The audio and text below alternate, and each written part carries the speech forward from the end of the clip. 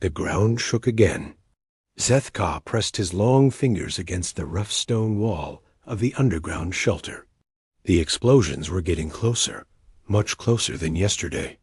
"How many are left up there?" he asked Nelvo, who sat hunched over. The old communication device, the machine sparked and hissed. Most of its parts were broken now. "Maybe 200 fighters," Nelvo replied without looking up. Her voice was tired. She had been sending distress calls for 3 weeks. No one had answered. Not once. Zethka closed his eyes. 200 fighters. That was all they had left to protect 3,000 colonists. The Vrakari had started with 5,000 soldiers. Now they had many more. Ships kept bringing fresh. Troops from their home world. The Altarian colony on Kepler 442b had been peaceful for 50 years. They mined rare crystals from the deep caves and sent them to other planets. They grew food in the green valleys. They raised their children under the warm yellow sun. They never hurt anyone, but the Vakari didn't care about that. They wanted the planet. They wanted the crystals. They wanted the Altarians gone. Another explosion rocked the shelter. Dust fell from the ceiling. The children started crying again. Their mothers held them close and whispered soft words that didn't mean anything anymore. That Z-E-T Kutch walked through the long tunnels carved into the rock. The shelters went deep underground. His people had built them when the attacks first started. They thought the war would last a few days, maybe a week. That was 4 months ago. He found Dex Rowe in the weapon storage room. The old miner was checking their guns. Most of them were mining tools that had been changed to shoot at enemies instead of cutting rock. "The north tunnel is lost," Dex Rowe said. His face was covered in dirt and blood. "The Vakari broke through an hour ago. We sealed it with explosives, but they'll dig through by morning." Zethka nodded. He had expected this. The Vakari were good at war. They had fought many battles. Before, they had destroyed many worlds. The Altarians had never fought anyone. "What about the children?" Zethka asked. 7 shuttles are ready. We can fit maybe 400 children and some adults to watch them. The rest." Dexro didn't finish the sentence. He didn't need to. The rest would stay. The rest would die. Zetka walked back to the main shelter. Families sat together on the cold stone floor. They shared their last bits of food. They told stories to keep the children calm. They tried to smile, but their eyes were full of fear. Nelvo was still at her communication station. She had been there for days. She barely ate. She barely slept. She just kept sending the same message over and over again. "This is Colony Administrator Zethka of the Altarian settlement on Kepler 442b. We are under attack by the Vakari Empire. 3,000 civilians need immediate help. Our defenses are failing. Please respond. Please help us." But no one came. No one even answered. The Galactic Council had said they would protect small colonies.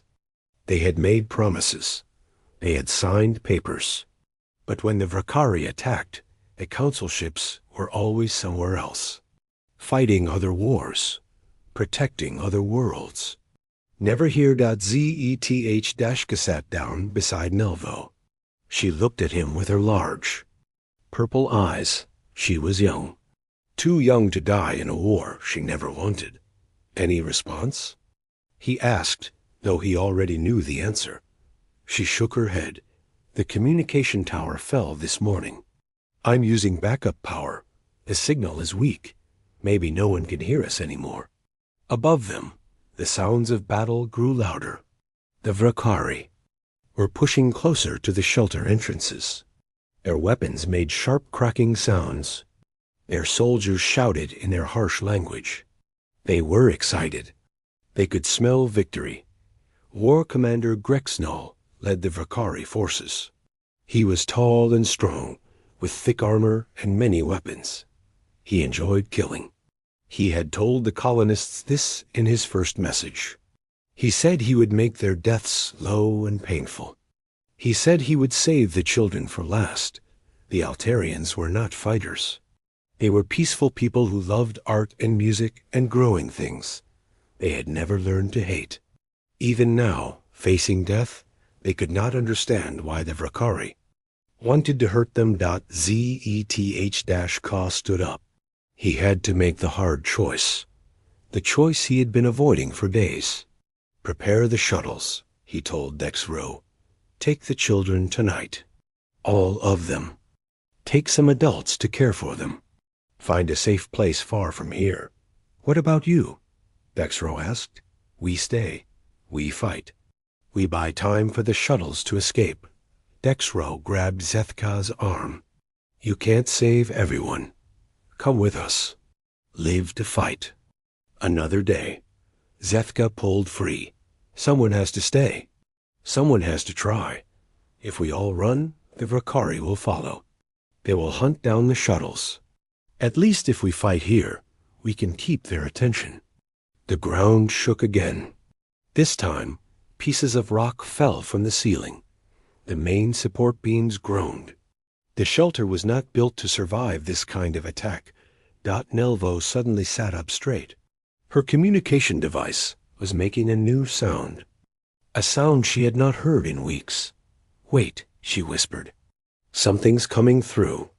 The sound was faint, broken, but it was there. A voice, speaking in a language she had never heard before. This is reconnaissance vessel. Receiving your transmission. Calculating position. Help is coming. Double quotes. The voice faded. Static filled the air. Then silence. Nel-Vo stared at the machine. Her hands shook as she tried to tune the frequency. Did you hear that? Did you hear what I heard? Zeth-Ka knelt beside her. What did it say? Someone answered. Someone is coming. But even as hope flickered in their hearts, the explosions grew closer. The lights went out. Emergency power kicked in, casting red shadows on the walls. Outside, the Vrakari had begun there. Final assault. Time was running out. Help was coming, but would it arrive in time? Or would the Altarians be dead before their saviors could find them? In the darkness, 3,000 people held their breath and waited for either salvation or death. 3 light years away, Captain Jake Morrison was drinking his morning coffee when the alarm went off. The sharp sound echoed through the small bridge of the UE Stormbreaker. Coffee splashed onto his uniform as he jumped up from his chair. What's the problem? He called out. Lisa Park looked up from her communication station. Her face was pale. Sir, I'm picking up a distress signal. It's weak, but it's definitely there. Jake walked over to her station. The Stormbreaker was a science ship, not a warship. They explored new star systems and looked for planets where humans might live someday. They were not supposed to find anyone else out here. Are you sure it's a distress signal? Jake asked. Lisa nodded. She pressed a button, and strange sounds filled the bridge. The words were in a language no human had ever heard. But the tone was clear. Someone was scared. Someone needed help. How far away is it coming from? Jake asked. Tony Ross, the ship's navigator, checked his instruments. About 3 light years, Captain. The Kepler 442 system. We surveyed it last year. There were no signs of intelligent life. Jake frowned. Well, there are now. Lisa, can you clean up that signal? Lisa worked at her station for several minutes. The ship's computer was very smart, but it had never heard this language before. Slowly, the static began to fade. The alien words became clearer. I'm running it through every language database. We have, Lisa said. The computer is trying to find patterns. Dr. Amy Chun, the ship's science officer, joined them on the bridge. She was a small woman with sharp eyes and a quick mind. What do we know about this signal? It's been broadcasting. For about 3 weeks, Lisa replied. The same message over and over. The computer thinks it's some kind of emergency broadcast. Amy studied the readings. The signal strength is dropping. Either they're running out of power, or... She didn't finish the sentence. Jake knew what she meant. Or they were running out of time. Pete Walsh, the chief engineer, came up from the engine room. He was a big man with oil-stained hands and a loud voice. "Captain, I heard the alarm. Are we in trouble?" "Not us," Jake said. "But someone else might be." The computer suddenly made a happy beeping sound. Lisa's eyes went wide. "Captain, I think. We've got it." The computer found enough patterns to start translating. She played the message again. This time, a mechanical voice spoke in English.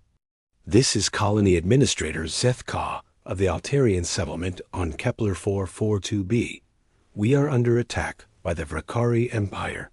3,000 civilians need immediate help. Our defenses are failing. Please respond. Please help us." The bridge went quiet. Everyone stared at the speakers. They had just heard the first message from an alien species, and it was a cry for help.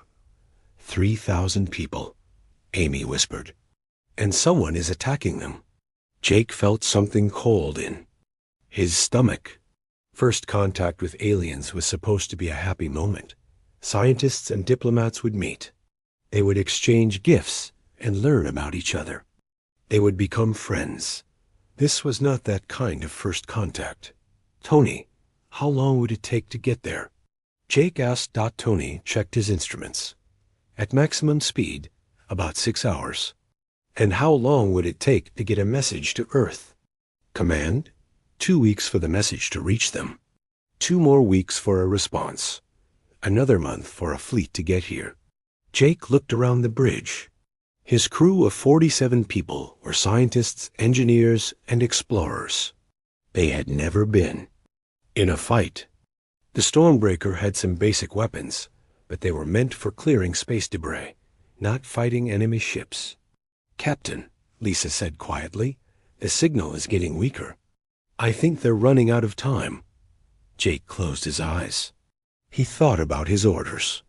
He was supposed to explore and report back. He was not supposed to get involved in alien wars.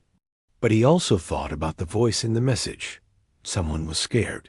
Someone needed help. "Maria," he called out. Maria Lopez was the ship's security chief. She was a former soldier who had joined the exploration service to see new worlds. She appeared on the bridge quickly. "Yes, Captain? If we went into a combat situation, what could we do?" Maria looked surprised. "Against who?" "Unknown enemy. They've been attacking a peaceful colony for weeks. We don't know how many ships they have or what weapons they use." Maria was quiet for a moment. Then she said, "Captain, we're not a warship. We have 47 people. Most of them are scientists. Our weapons are designed for mining and clearing space junk. But could we help?" Maria looked at the faces around her. She saw Lisa, who was still trying to clean up the alien signal. She saw Amy, who was studying the readings with her scientific mind. She saw Pete, who could fix anything. She saw Tony, who knew every star in this part of space.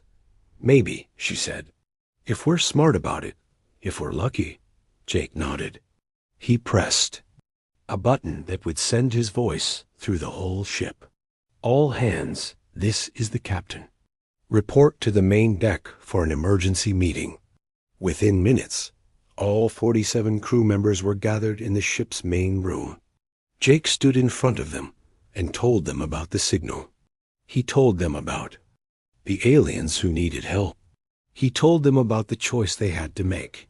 "We're not soldiers," he said. "We're explorers. But we've discovered something terrible. Innocent people are dying, and we're the only ones who can help them." Dr. Chun spoke up. "What about the Prime Directive?" "We're not supposed to interfere in alien conflicts." Jake had been thinking about that. The Prime Directive says we don't interfere in normal alien development. But this isn't normal. This is genocide. If we do nothing, an entire species might die. Pete raised his hand. Captain, what can we actually do? We have mining lasers and scientific equipment. We're not fighters. That's what we need to figure out, Jake said. Pete, could you modify our equipment? Turn our mining lasers into weapons? Pete scratched his head. Maybe. The mining lasers are pretty powerful. And we have those deep space probes. I could turn them into missiles. Maria, could you train the crew for combat? Maria looked around the room. She saw engineers and scientists and computer specialists. She saw people who had never held a weapon. But she also saw determination in their eyes. I can try, she said. We have some basic training equipment. And everyone here is smart. They learn fast. Jake looked at his crew. These people had followed him across the galaxy. They had explored dangerous worlds and faced unknown dangers. They trusted him to make the right choice. I won't order anyone to do this, he said. This is volunteer only. If you want to help, stay. If you want to go back to Earth, I understand. Nobody moved. Not one person left the room. Lisa stood up. Captain, I've been listening to that signal for hours. I can hear the fear in their voices. They're dying, and they don't know why. If we can help them, we have to try. One by one, the other crew members nodded. They were scared, but they were also angry. Somewhere out there, innocent people were being killed, and they were the only ones who could stop it. All right, Jake said. Tony, set course for the Kepler 442 system. Maximum speed. Pete, start working on those weapon modifications. Maria, begin combat training. Lisa, keep trying.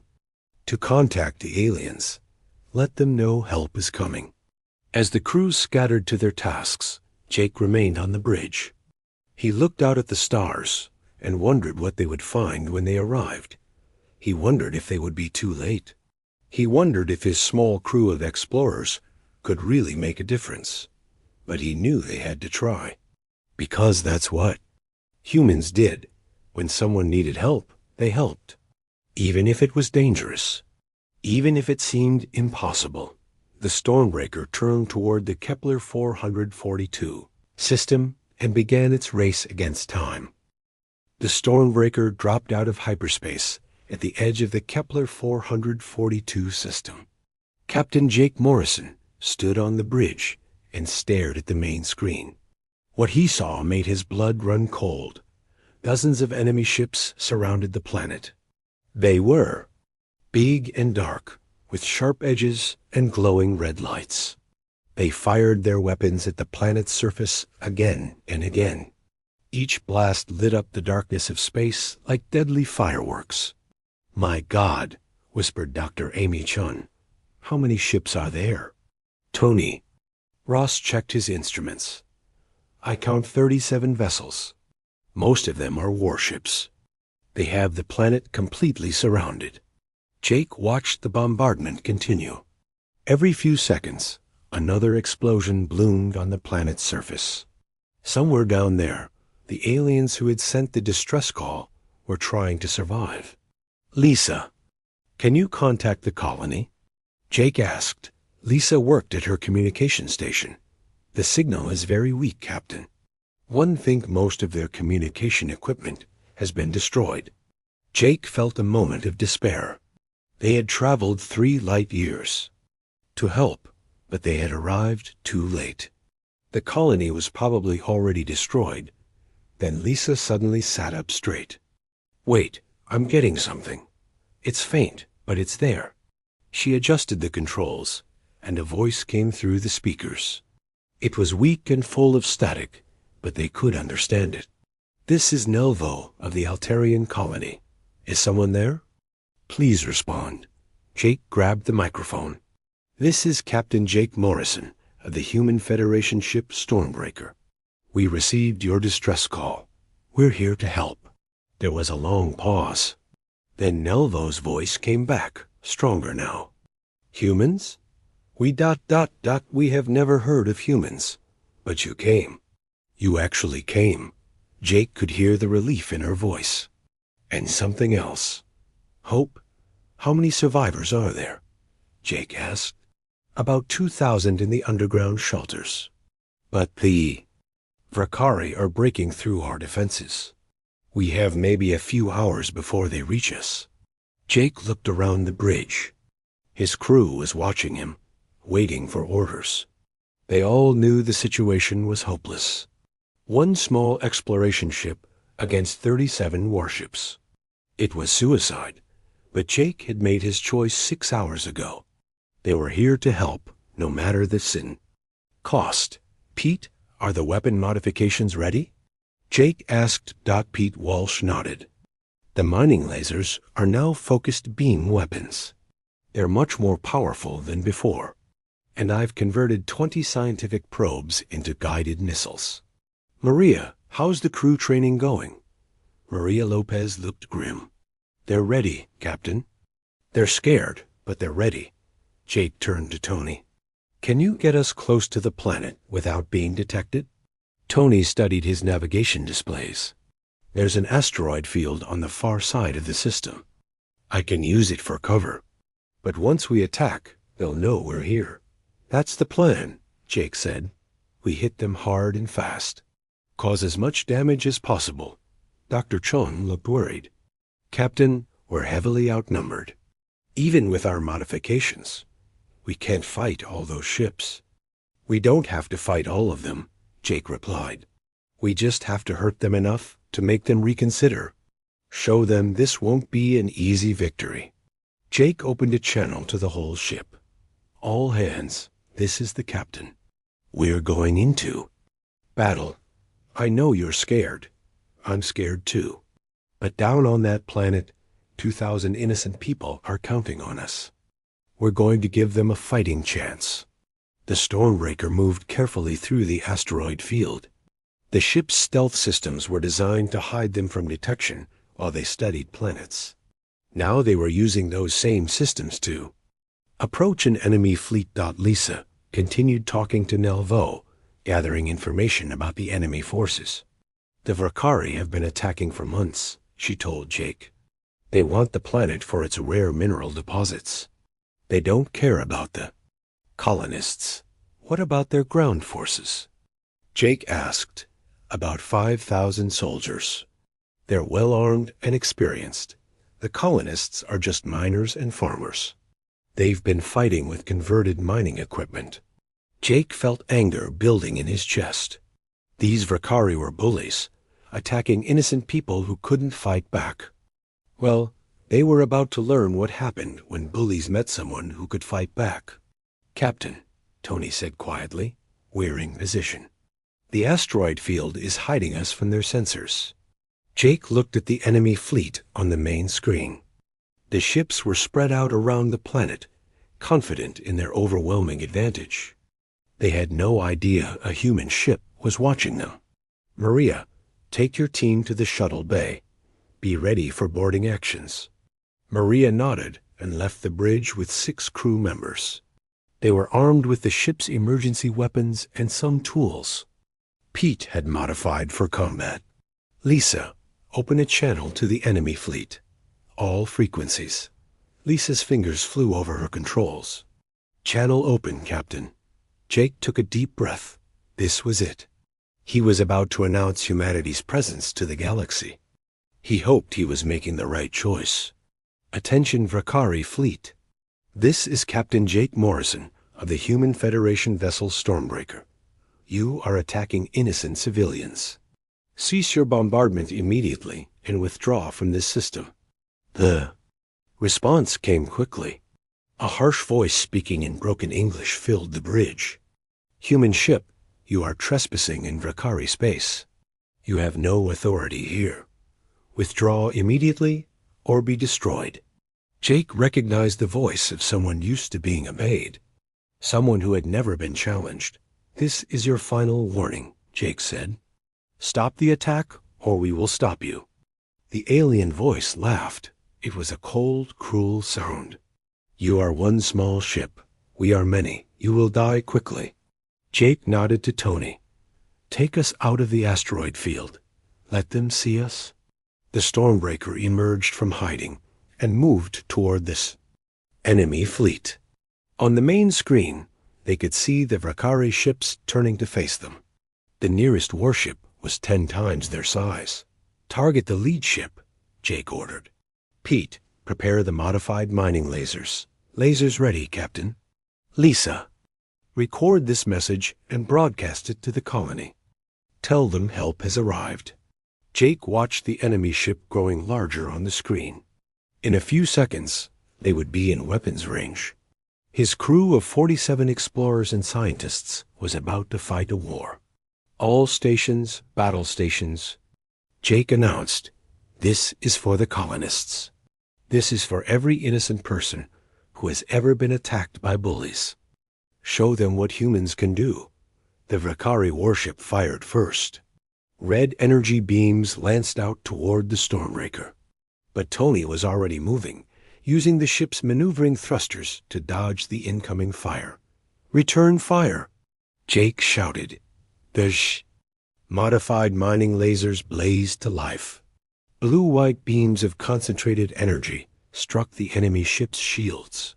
The shields flickered and failed under the unexpected power of the human weapons. "Direct hit," Pete called out. "Their shields are down." The Vakari ship tried to turn away, but the Stormbreaker was much faster. Tony used the ship's superior maneuverability to stay behind the enemy vessel, where most of its weapons couldn't reach. "Launch missiles." Jake ordered .4 of Pete's converted probes streaked toward the enemy ship. They struck the hull with devastating force, tearing holes in the armor and causing internal explosions. On the communication channel, they could hear confused voices speaking in the Vakari language. The enemy commanders were trying to understand what was happening. "How are we doing so much damage?" Dr. Chon asked. "Their weapons are designed for long-range bombardment," Jake explained. "They're not used to close combat, and our mining lasers are much more focused than their military weapons." The first Vakari ship began to drift, its engines damaged and its weapons offline. But there were 36 more ships in the fleet, and they were all turning toward the Stormbreaker. "Captain," Lisa said urgently, "I'm getting a message from the colony. The ground bombardment has stopped. The Vakari are confused by our attack." Jake smiled grimly. "Good. That gives the colonists more time. Tony, prepare for evasive maneuvers. We're about to have a lot of company." The battle for Kepler 442b was just beginning. One human ship against an entire alien fleet. The odds were impossible, but Jake and his crew were determined to fight. They had come too far to give up now. The Stormbreaker turned toward the next enemy ship, ready to show the galaxy what humans would do to protect innocent life. The Stormbreaker moved through the Vakari fleet like a deadly dance. Captain Jake Morrison gripped his command chair as the ship twisted and turned between the enemy vessels. Tony Ross flew like a man possessed, using every trick he had learned. In 20 years of piloting, incoming missiles. Dr. Amy Chun called out from her station. "I see them," Tony replied calmly. He rolled the ship sideways and dove toward the planet's surface. The Vakari missiles followed, but they were too slow. Tony led them into the upper atmosphere, where they burned up in the planet's air. "Nice flying," Jake said. "Pete, how are our weapons?" Pete Walsh grinned from the engineering station. "The mining lasers are working perfectly. Better than I hoped. And we still have 16 missiles left." Jake watched the tactical display. They had damaged or destroyed 6 enemy ships, but there were still over 30 left. The Vakari were learning to work together, trying to trap the human ship between multiple vessels. "Lisa, what's the status on the colony?" Jake asked. "The ground bombardment has completely stopped," Lisa Park reported. "The Vakari ground forces are confused. Some of them are pulling back to defensive positions. That was good news. Every minute the bombardment was stopped gave the colonists more time to survive. "Captain," Maria Lopez's voice came over the communicator.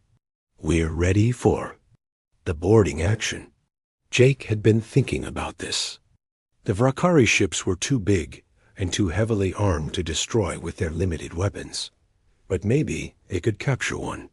"Maria, take your team to Shuttle Bay 2. We're going to try something crazy." Jake turned to Tony. "Can you get us close to that command ship, the big one with all the communication arrays?" Tony studied the tactical display. "It's heavily defended, but if we come at it from the planet's shadow, we might surprise them." "Do it." The Stormbreaker dove toward the planet, using its gravity to accelerate. The ship's hull began to glow as they skimmed the upper atmosphere.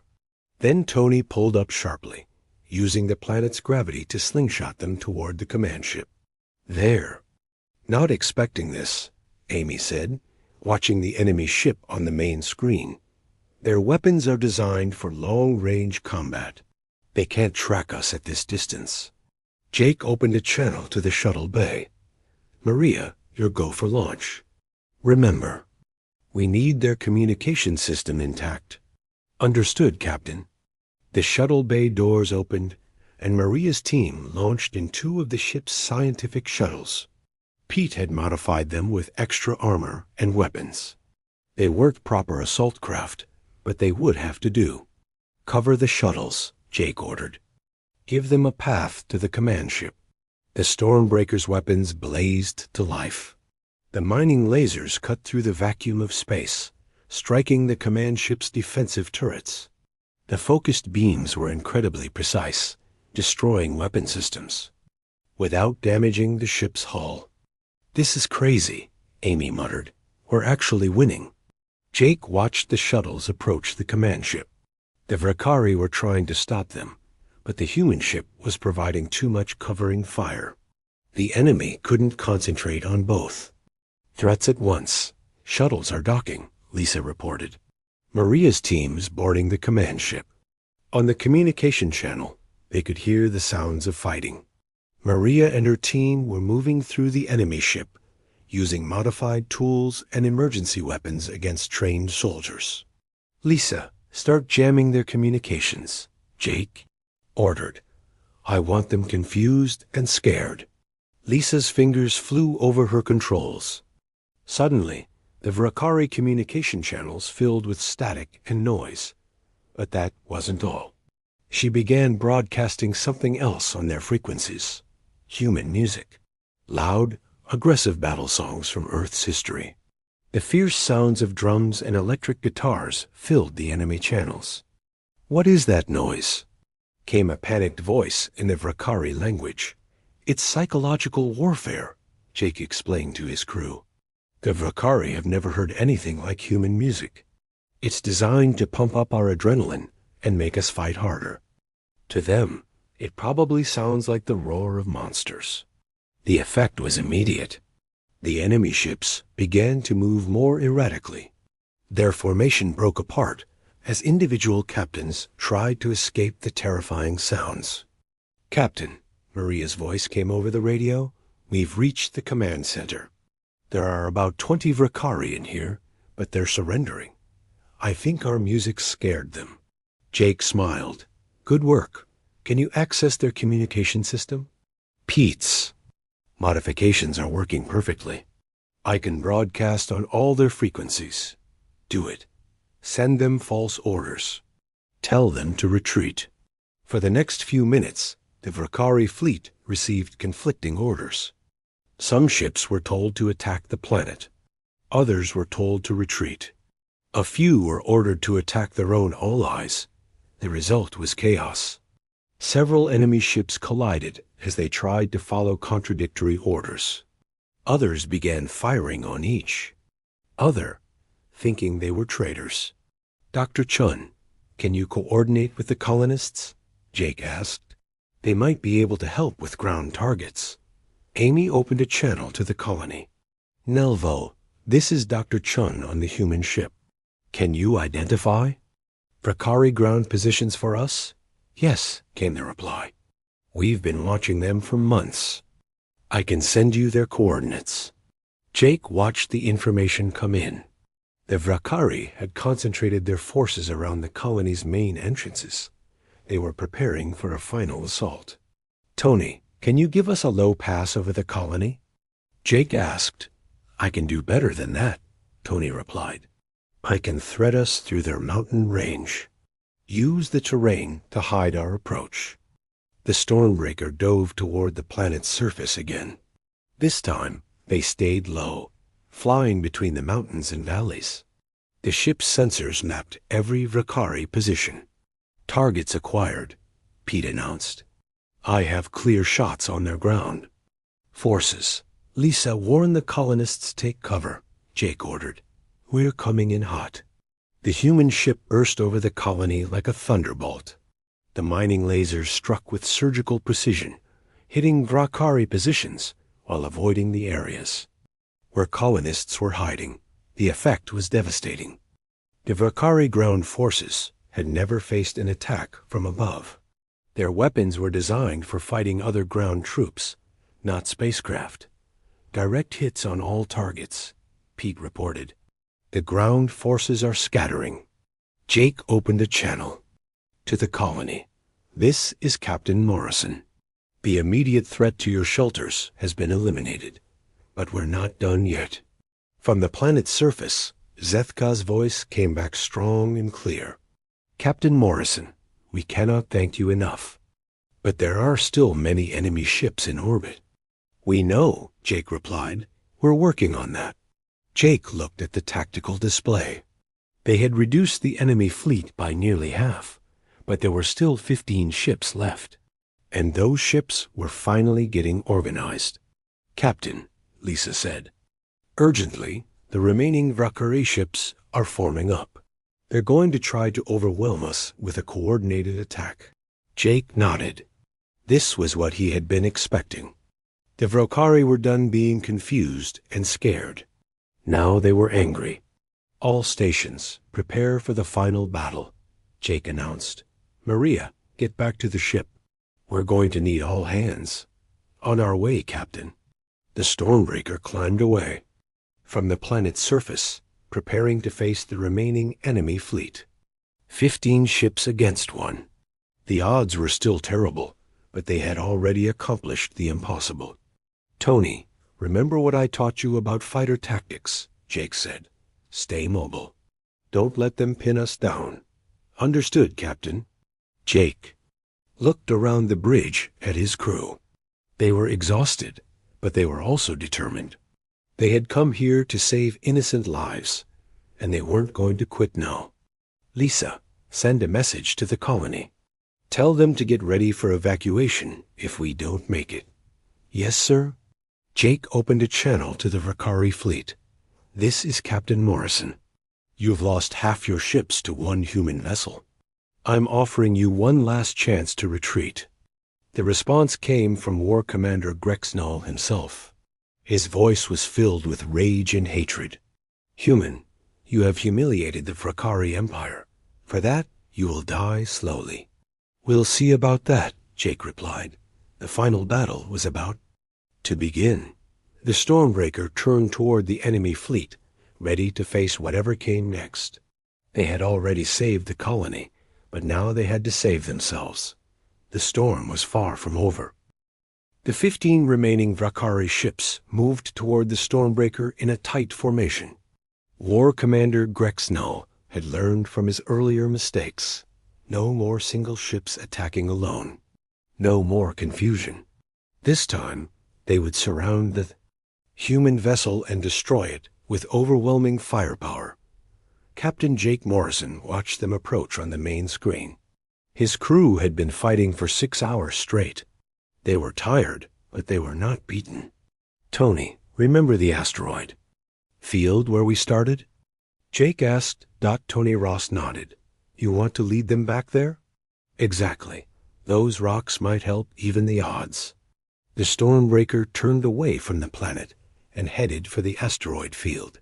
The Vakari fleet followed, thinking the humans were trying to escape. They're taking the bait, Dr. Amy Chun reported. All 15 ships are pursuing us. Jake smiled grimly. Good. Lisa, can you contact Maria's shuttle? Yes, Captain. They're still in the captured command ship. Tell them to stay hidden.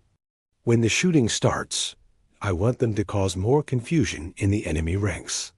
The Stormbreaker entered the asteroid field with the enemy fleet close behind. Tony began weaving between the floating rocks, using his superior knowledge of the area to his advantage. Pete, how many missiles do we have left? Jake asked. 12, Captain. And the mining lasers are still at full power. Jake nodded. Save the missiles for the big targets. We'll need them. The first Valkyrie ship entered the asteroid field and immediately crashed into a large rock. The pilot had been so focused on chasing the human ship that he hadn't watched where he was going. 1 down, 14 to go, Amy said, but the other enemy ships were more careful. They spread out and moved slowly through the asteroids, keeping their weapons trained on the Stormbreaker. Multiple targets acquiring lock, Lisa warned. They're going to fire everything at once. Not if I can help it, Tony muttered. He dove the ship toward a cluster of large asteroids. Just as the enemy opened fire, red energy beams filled the space where the Stormbreaker had been. Instead of hitting the human ship, they struck the asteroids. The rocks exploded in spectacular fashion, sending fragments flying in all directions.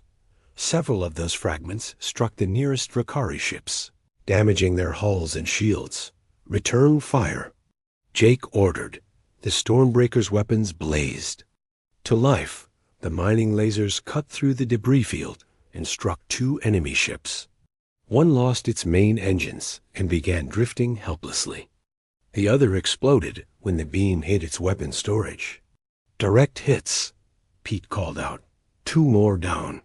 But the remaining 12 ships were learning to use the asteroids for cover, just like the humans. The battle became a deadly game of hide and seek among the floating rocks. Captain, Maria's voice came over the radio.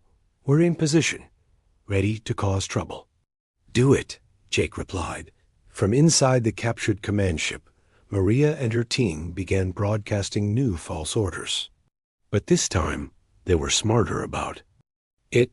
Instead of obvious contradictions, they sent subtle commands that made the Valkyrie ships move into dangerous positions. Ship 7, adjust your position 2 degrees starboard, Maria's voice said in perfect Valkyrie language. Thanks to the ship's translation computer, the Valkyrie ship obeyed without question. It moved directly into the path of another vessel's weapons. When that ship fired at the Stormbreaker, it accidentally hit its own ally instead. Excellent work, Maria, Jake said. Keep it up. The battle continued for another hour. The Stormbreaker used its speed and agility to stay ahead of the enemy, striking when it could and hiding when it had to. The Valkyrie ships, designed for overwhelming firepower, struggled to fight in the confined space of the asteroid field. One by one, the enemy vessels were destroyed or disabled.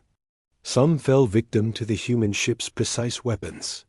Others were tricked into destroying each other by Maria's false commands. A few simply crashed into asteroids while trying to maneuver in the unfamiliar terrain. Finally, only 3 ships remained. War Commander Grex Null's flagship and 2 escort vessels. Captain, Lisa said, I'm receiving a transmission from the enemy commander. Put it through, Jake replied. Grex Null's voice filled the bridge. For the first time, he sounded uncertain. Human Captain, you have fought well, but this ends now. Surrender, and I will give you a quick death. Jake picked up the microphone. War Commander, you came here to destroy innocent people. You've lost most of your fleet to 1 small ship. I think it's time for you to surrender. There was a long pause. Then Grex Null's voice came back, filled with rage. Never. The Valkyrie. Empire does not surrender to inferior species. Then you've made your choice, Jake said sadly. The final battle was brief. The 3 remaining Vakari ships tried to surround the Stormbreaker, but they were too few and too damaged. Tony flew circles around them, while Pete's weapons picked them apart piece by piece. The last escort ship exploded in a brilliant flash. Grex Knoll's flagship, its engines destroyed and its weapons offline, began to drift toward a large asteroid. "This is your last chance," Jake broadcast to the enemy. "Commander, abandon ship. I won't let you die if you surrender." But there was no response. The Vakari flagship struck the asteroid and broke apart. War Commander Grex Knoll had chosen death over defeat. The battle was over. The Stormbreaker floated alone among the asteroids, surrounded by the wreckage of the enemy fleet. After 8 hours of continuous fighting, the silence felt strange. "All enemy ships destroyed or disabled," Amy reported quietly. "The planet is secure." Jake slumped in his command chair. They had done it. 47 humans in one small ship had defeated an entire invasion fleet. It seemed impossible, but it had happened. "Lisa, contact the colony. Tell them they're safe." Few minutes later, Zethka's voice came over the speakers. "Captain Morrison, we don't know how to thank you. You saved our entire species." "You don't need to thank us," Jake replied. "We just did what was right."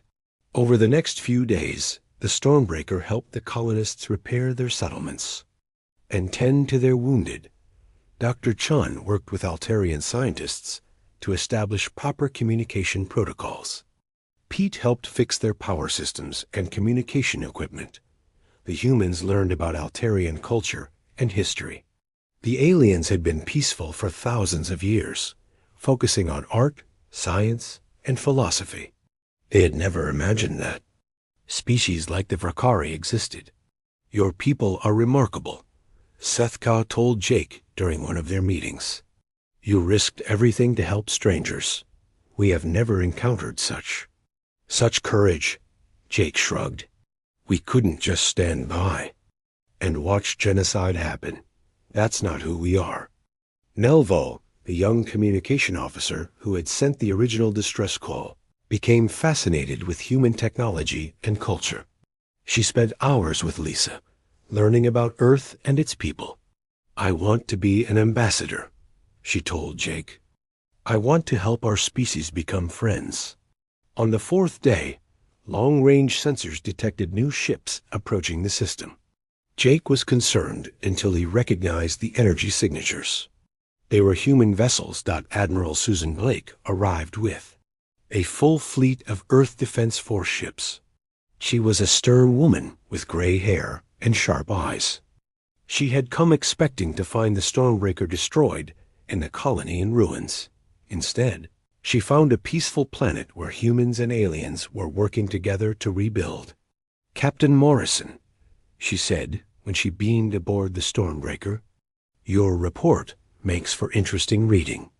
"One exploration ship against an entire enemy fleet?" "Yes, ma'am," Jake replied. "We couldn't just stand by and watch." Admiral Blake looked around the bridge at Jake's crew. They were still tired from the battle, but they were proud of what they had accomplished. "You broke about 50 regulations," she said sternly. Then she smiled. "And I couldn't be more proud of you." The Admiral's fleet took up defensive positions around the planet, while diplomats from Earth began formal first contact procedures with the Altarians. Nelvo was chosen as the first Altarian ambassador to humanity, while Lisa volunteered to stay as the human representative on Kepler 442b. 3 weeks later, Jake stood on the observation deck of the Stormbreaker, watching construction crews building a joint human-Altarian space station in orbit. Ships from both species worked side by side, the beginning of what would become a strong alliance. "Captain," Amy Chun said, joining him at the window, "we've received new orders. Earth Command wants us to explore the Centauri sector. Apparently, there have been some unusual energy readings." Jake nodded. "More aliens to meet, I suppose." "Probably," Amy agreed. Are you ready for that? Jake thought about the past month. They had made first contact with an alien species, fought and won an impossible battle, and helped establish humanity's first interstellar alliance. It had been the adventure of a lifetime, but somewhere out there, other species might need help. Other bullies might be threatening innocent people, and the Stormbreaker and her crew would be ready to respond. Set course for the Centauri sector, Jake told Tony. Let's see what else is out there. As the ship prepared to leave orbit, Jake received one final message from Zeth-Ka. Captain Morrison, the Altarian people will never forget what you did for us. You showed us that in a galaxy full of darkness, there are still those who bring light. Jake smiled as he read the message. That was what humanity was all about. When someone needed help, they helped. When someone was in trouble, they came running, even if it was dangerous. The morning sun shone brightly over Seattle as Noah Bennett stared through his bedroom window. At 16, he worried more about school grades than the fate of humanity. His mother, Dr. Lisa Bennett, had already left for her lab at the Earth Defense Research Center. His father, Captain Frank Bennett, was somewhere in orbit commanding a patrol ship. It was the year 2097, 50 years since humans had built their first colonies beyond Earth. After nearly destroying their home planet, in the 21st century, people had worked hard to heal it. The oceans were clean again. Forests grew where there had once been bare land. Earth was beautiful once more. Noah sighed and turned away from the window. He had a science test today. His mother would be disappointed if he failed. He grabbed his bag and headed downstairs. The first sign that something was wrong came as Noah waited for the bus. His phone buzzed with an emergency alert. Then another, and another. He looked up to see people on the street staring at their devices with worried faces. All civilian transport canceled, read the alert. Return to homes or nearest shelter immediately. Noah looked up at the sky. Far above, something flashed. Then another flash, and another. He realized with a chill that he was watching explosions. In orbit, his phone rang. It was his mother. Noah, listen carefully, said Dr. Bennett. Her voice was steady but tight with fear. Don't come to the center. Go home, lock the doors, and stay away from windows. Mom, what's happening? We're under attack. Your father's fleet is engaging them now, but some of their ships have gotten through. Who's attacking us? Noah asked, his heart racing. We don't know yet. They're not human, that's all I can tell you. His mother paused. I love you. I'll come home as soon as I can. The call ended. Noah stood frozen until a deafening boom shook the ground. 5 miles to the north, a column of smoke rose from downtown Seattle. Noah ran home, ignoring the stitch in his side. The streets were filling with panicked people. Cars jammed the roads. By the time he reached his house, 3 more explosions had rocked the city. He locked the doors as his mother had instructed and turned on the television. The news showed chaotic scenes from around the world. Strange ships filled the skies over major cities. They were like nothing humans had built, organic-looking, with curves and ridges that seemed to pulse with light. They came without warning, said a shaken news anchor.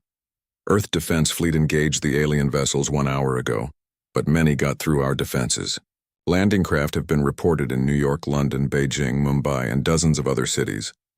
The feed switched to a military officer speaking from what looked like a bunker. Citizens of Earth, we are under attack by an unknown extraterrestrial force. Remain in your homes or proceed to designated shelters. This is not a drill. Noah's phone rang again. This time it was his father. Son, are you safe? Captain Bennett's voice came through static. I'm home, Dad. What's going on up there? It's bad. We've lost 1/3 of the fleet already. His father's voice was grim. These aliens have technology we've never seen before. Their ships can change shape to adapt to our weapons. Who are they? What do they want? We managed to capture some communication. They call themselves the Viridian Collective. They say Earth has resources they need. The line went dead. Noah tried to call back, but all networks were down now. He sat in the darkening house as evening fell, watching the news until broadcasts stopped too. Through his window, he could see fires burning across Seattle. The next morning, Noah woke to an eerie silence. No birds, no distant traffic, just occasional booms and the whine of strange engines overhead. He crept to the window and peered out. His neighborhood looked mostly intact, but smoke rose from downtown. And there, walking down his street, were the invaders. Noah ducked down but kept watching. The aliens were tall, at least 7 feet, with bodies covered in what looked like blue-green armor. But it wasn't armor, he realized. It was their skin, a hard exoskeleton that gleamed in the sun. Each had 4 arms and walked with an odd grace. Their heads were elongated with no visible ears but large compound eyes that shimmered with internal light. They moved from house to house, breaking doors with casual strength. Noah heard screams. Then silence. His heart pounded as they approached his home. He ran to the kitchen, grabbed a knife, then hid in the basement. The door above splintered. Heavy footsteps moved through his house. Then his phone vibrated. A text from his mother. "Coming to get you. Be ready to run." "Be ready to." 5 minutes later, a car horn beeped twice outside. Noah ran up the stairs and through the empty house. The aliens had moved on to the next street. His mother's lab car waited outside, its electric engine nearly silent. He jumped in. "Mom." "Doctor." Bennett looked exhausted, her lab coat stained and torn. "Are you hurt?" she asked, already driving away. "No." "Where are we going?" "The research center has a bunker. We've converted it to a command post." She drove carefully, avoiding main roads. "Your father is alive. His ship was damaged but made it to the Mars base." "What's happening, Mom? Why are they here?" Dr. Bennett's hands tightened on the steering wheel. "They want Earth's biosphere, specific compounds in our plants and animals that they need. Their message said their homeworlds are dying. So they're just going to take our planet?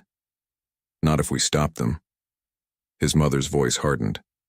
"I've been studying the data from the initial encounters. These Viridians have a unique biology. Their exoskeletons are nearly impenetrable, but I found a potential weakness. They drove past scenes of destruction. Alien ships had landed in parks and squares. The strange 4-armed soldiers patrolled the streets, herding captured humans. Into collection points, how many of them are there? Noah asked. "Thousands on Earth already, probably millions in their fleet." She swerved to avoid debris. "But we don't need to kill them all. I think we can create a biological agent that affects their neural systems, something that could change their behavior without killing them." Noah stared at his mother. "You want to change how they think?" "It's better than extinction, theirs or ours." Dr. Bennett's face was grim. "Your father is leading a mission to deploy the agent once we develop it."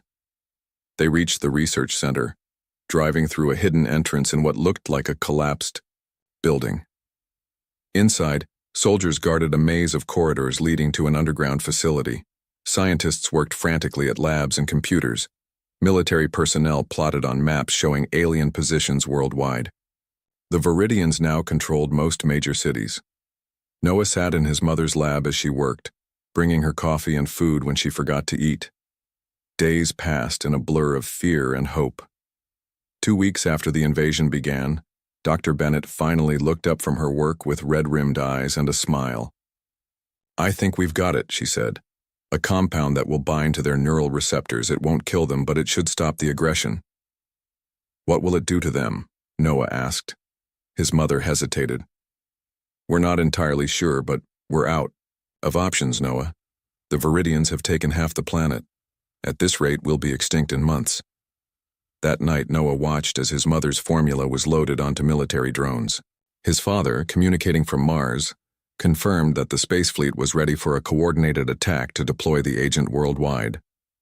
As Noah fell into an exhausted sleep on a cot in the lab, he wondered what Earth would look like when he woke. Would the aliens be gone? Dead? Or something else entirely? He didn't yet know that his mother's formula would work in ways no one had predicted, forever changing the relationship between humans and the species that came to conquer them. Noah woke to the sound of alarms. Red lights flashed in the research center's bunker. People ran through the halls, shouting orders. He sat up on his cot, heart racing. "Mom?" he called. But Dr. Bennett wasn't in the lab. Lieutenant Adam Clark, a young officer who had been working with his mother, rushed in. His uniform was dirty and his eyes were wide with fear. "Noah, we need to move. The Viridians found us. They're breaking through the upper levels." Noah grabbed his backpack and followed Adam through crowded corridors. Scientists carried computers and samples. Soldiers set up defensive positions. "Where's my mom?" Noah shouted over the noise. "She's with the team securing the formula." "Don't worry, she'll meet us at the evacuation point." A massive boom shook the facility. Dust fell from the ceiling. "They're through the main door," someone yelled. Adam pulled Noah down a side passage. "This way. There's a tunnel that leads to the harbor." They ran with a group of 20 others. Behind them, gunfire erupted. Then came the strange, high-pitched sound of Viridian weapons. People screamed. The tunnel was dark and narrow.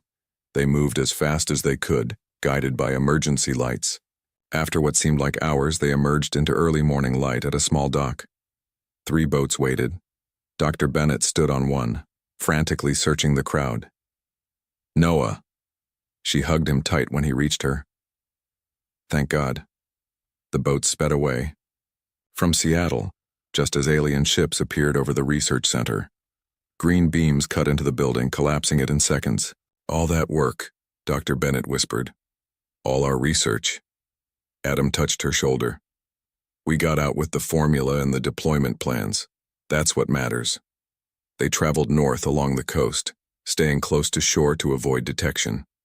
Noah learned they were heading to a hidden base in the mountains where Admiral Olivia Rodriguez had established a resistance command center. "Dad's mission?" Noah asked his mother quietly. "Still on. The Mars base is preparing. They'll launch as soon as we confirm the formula works." After landing at a small fishing village, they traveled by truck into the mountains. The base was inside an old military bunker, built long ago for a war that never came. Now it served humanity. In its darkest hour, Admiral Rodriguez was a tall woman with gray hair and a stern face. She greeted them in the command center, where maps showed Viridian positions across the globe. 2 months had passed since the invasion began, and Earth's situation was dire. "The aliens control 70% of major population centers," Rodriguez explained to the new arrivals. "Their ships outnumber ours 10 to 1. Conventional victory is impossible." She turned to Dr. Bennett. "Please tell me you have good news." Noah's mother placed a small case on the table and opened it.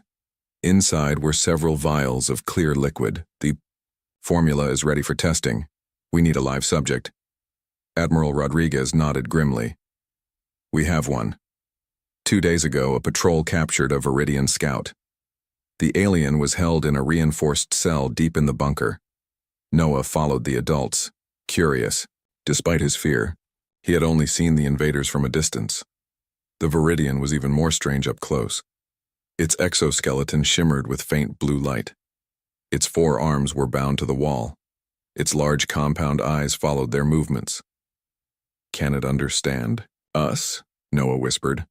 "Some of them have translation devices," Adam explained. "This one doesn't, but they learn languages quickly." Dr. Bennett prepared a syringe with a small amount of the formula.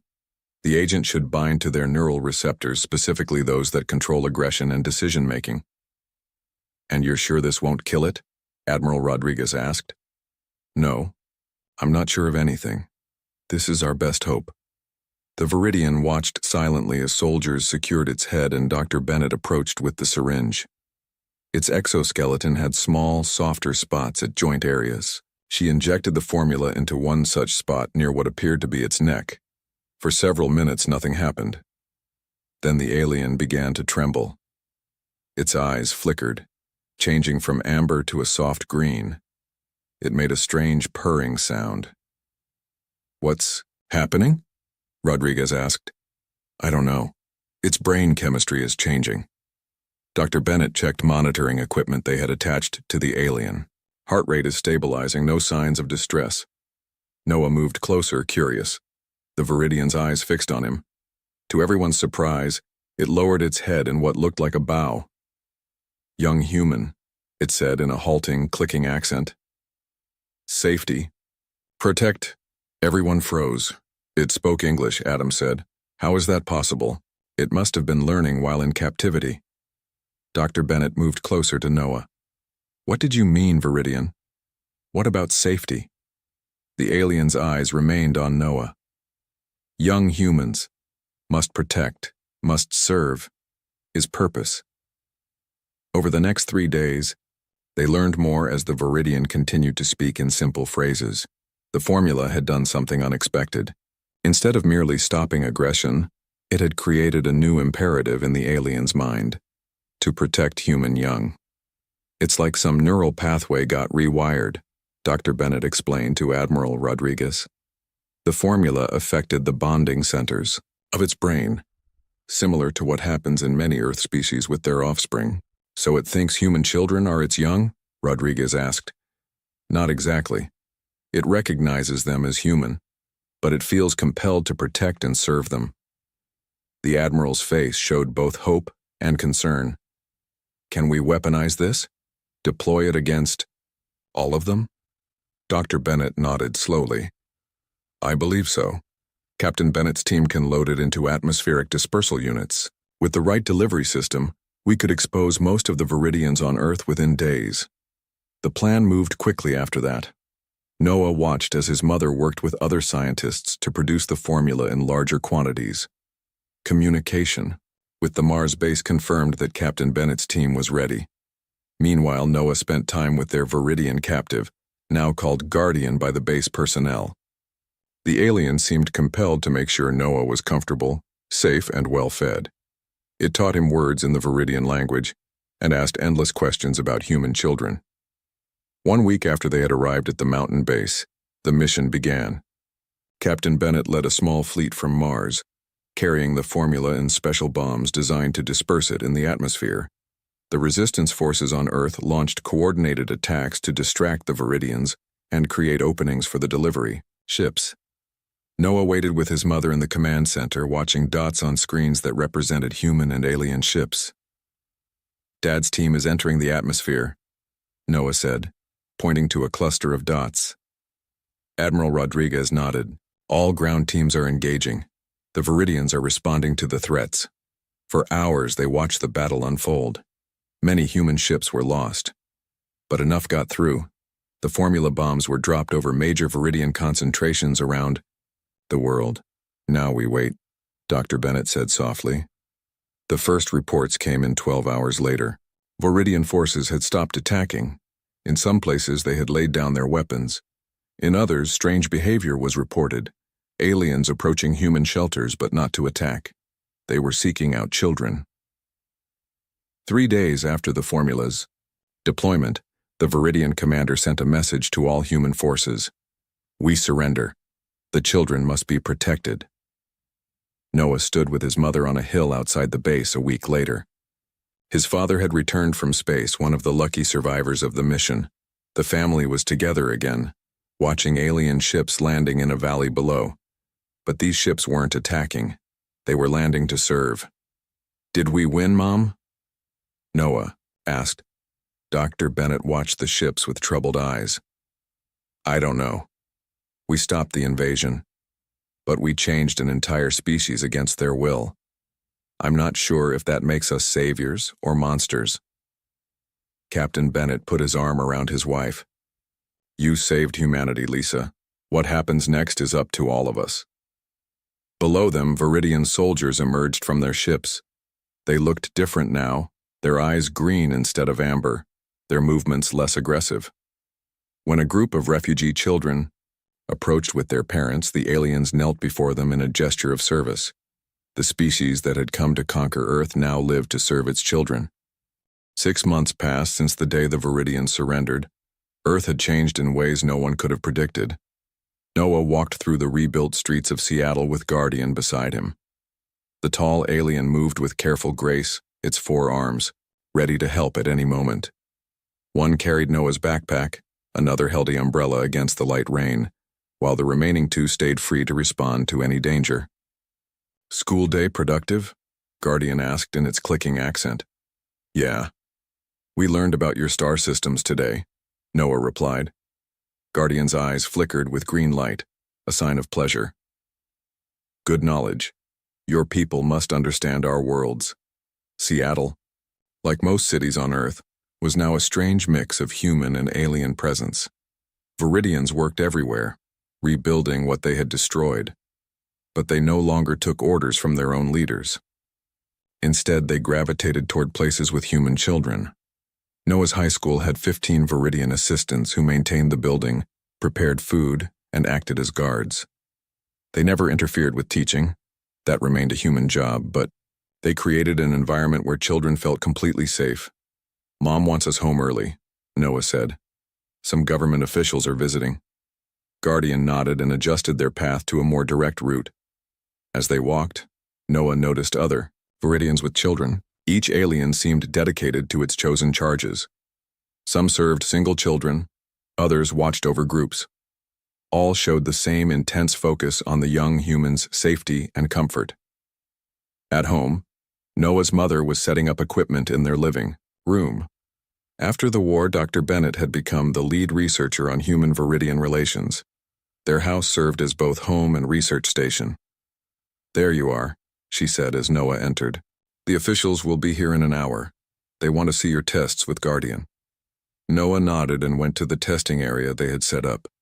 Guardian followed, sitting on a reinforced chair designed for Viridian anatomy. We will do language tests? Guardian asked. Yes, and some new cognitive ones, Dr. Bennett said, attaching small sensors to Guardian's head. We're trying to understand how the formula affected your thought patterns. Captain Bennett, now Admiral Bennett, entered the room. His fleet uniform looked crisp and formal. The senator's convoy is 10 minutes out, he said, kissing his wife's cheek. She's bringing the Viridian Policy Committee with her. Dr. Bennett looked nervous. They're still debating what to do? Some want to integrate the Viridians fully into society. Others want them confined to special zones. Admiral Bennett shook his head. Nobody knows what's right here. The door chime rang. Instead of government officials, it was a young woman with short red hair. Dr. Kate Wong, Dr. Bennett's research partner. Sorry I'm late, she said, rushing in with equipment. The traffic was terrible. Every Viridian in the city is helping, with the school reconstruction project. Dr. Wong set up her computers and turned to Noah. How's he doing today? She asked, nodding toward Guardian. The same. Helpful. Protective. But I caught him looking at the stars last night. I think he misses his home. Dr. Wong's face softened. We still don't know if they can ever go back to how they were. The formula changes seem permanent. The tests began simply. Guardian identified objects, solved puzzles, and answered questions about Viridian society before the invasion. His memory of his previous life remained intact, even though his priorities had completely changed. Final question for this set, Dr. Wong said. Guardian, if Noah was not here and you were free to choose, what would you do? The alien's eyes flickered between green and amber. Find young humans who need protection. But what about your own desires? Dr. Bennett pressed. What would you want for yourself? Guardian seemed confused by the question. Want for self? Unclear. Purpose is to serve young humans. The government officials arrived during the last test. Senator Olivia Chen led the group, accompanied by military officers and scientific advisors. Noah recognized Admiral Rodriguez among them. Dr. Bennett, the senator said, thank you for hosting us. We're eager to see your research firsthand. The adults moved to the dining room to discuss policy while Noah continued working with Guardian. But he kept the door open so he could hear. The situation is unprecedented, his mother was saying. We've essentially created a symbiotic relationship between our species. The Viridians are not slaves. They retain their intelligence and skills, but their priorities have been fundamentally altered. Are they suffering? Senator Chen asked. They don't appear to be, Dr. Wong replied. Brain scans show reward centers activate when they successfully protect or help human children. They feel satisfaction in their new role. Admiral Rodriguez spoke next. But we've still removed their choice. Is that any better than what they plan to do to us? The conversation continued as Noah finished the tests. Guardian remained attentive, but Noah noticed the alien watching the adults meeting with interest. "Do you understand what they're talking about?" Noah asked quietly. Guardian's eyes dimmed slightly. "Yes. They decide our fate." "Does it bother you? What the formula did to your people?" The alien was silent for a long moment. "Different now, but alive. Your mother chose mercy. Many humans would have destroyed us all." Later that evening, after the officials had left, Noah found his mother in her lab, reviewing the day's test results. "Mom, I have a question," he said, sitting beside her. "The kids at school who spend the most time with Viridians, they're changing too, aren't they?" Dr. Bennett looked surprised. "What have you noticed?" "Jamie can solve math problems faster than before.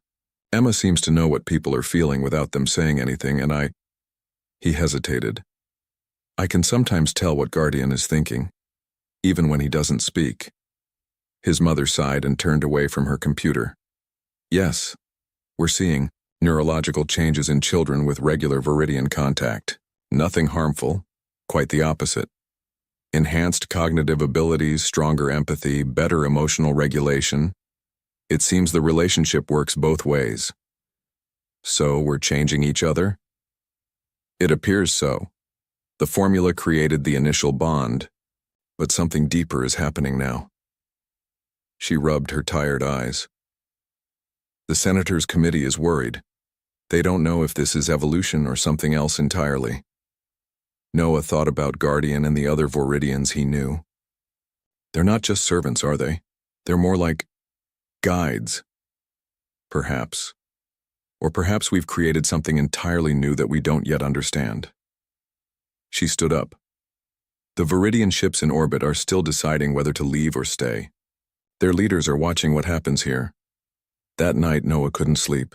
He went to the backyard where Guardian often spent evenings looking at the stars. The alien was there, its bioluminescent spots glowing softly in the darkness. "Guardian, do you have a real name?" "From before." The Viridian turned its large eyes toward him. "Yes, unpronounceable for humans.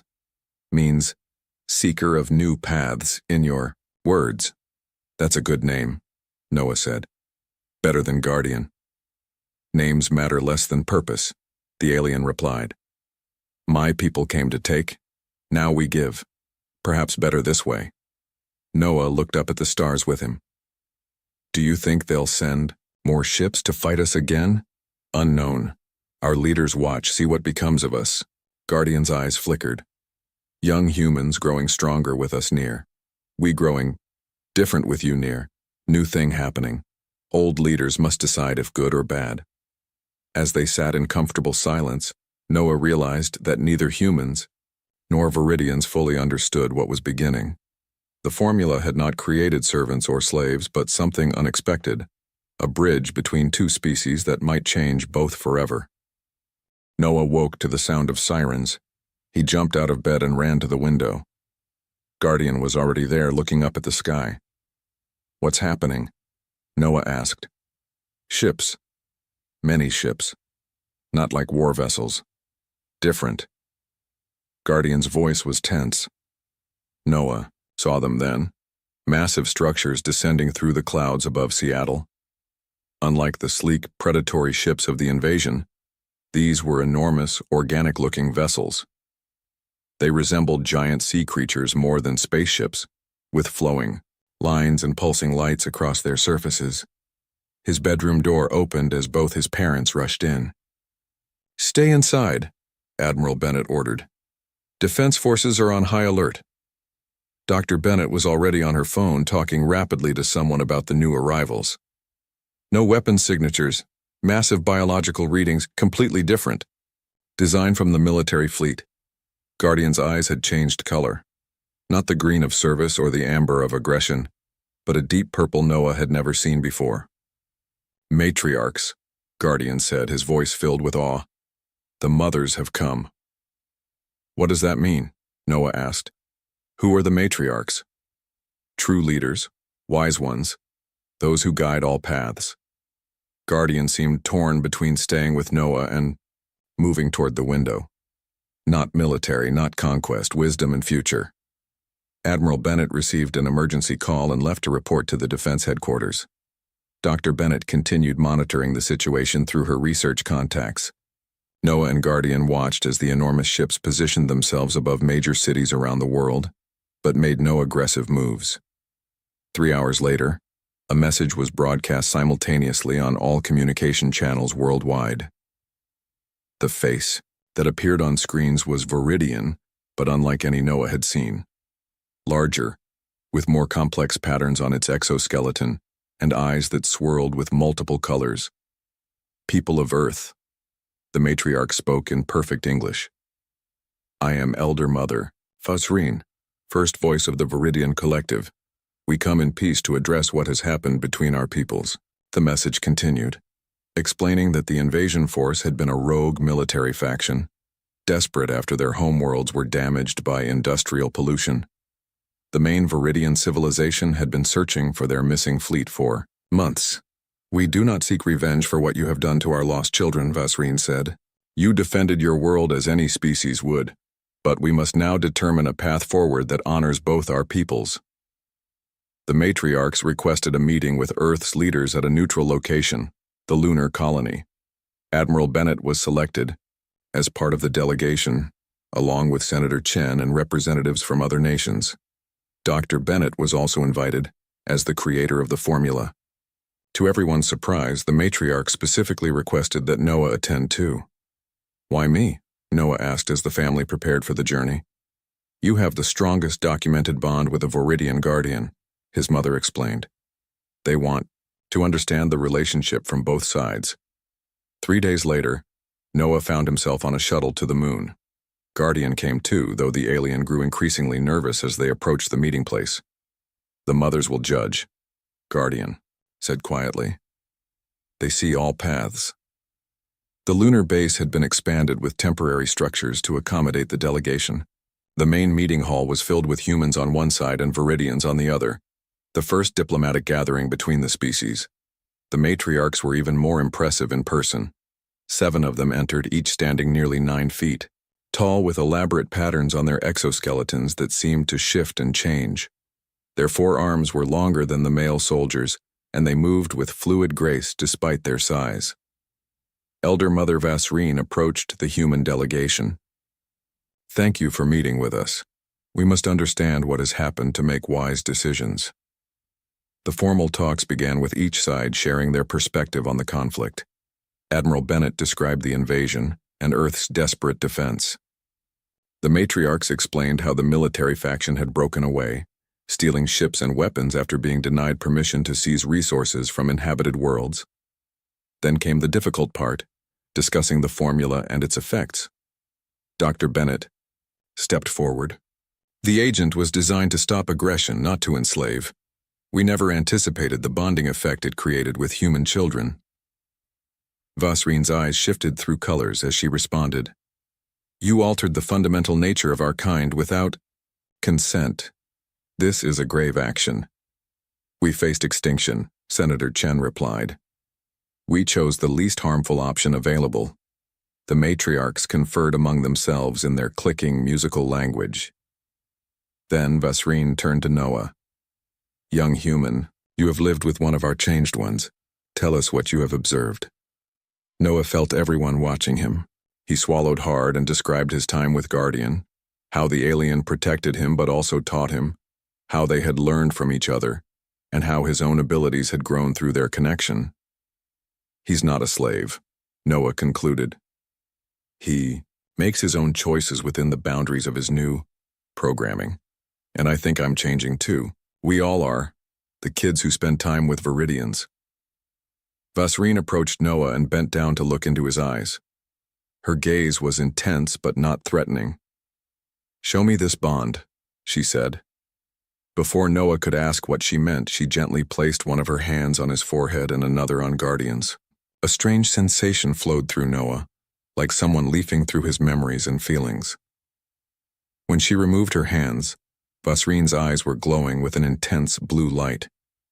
Unexpected, she said, turning to the other matriarchs. The change flows both ways. The humans did not know, but they have created a symbiotic link. The young ones of both species are evolving through contact. The revelation caused a stir in the hall. Dr. Bennett stepped forward. What do you mean, evolving? Your children gain cognitive enhancements, empathic abilities, neural efficiency. Our changed ones gain emotional depth, creative thinking, spiritual balance.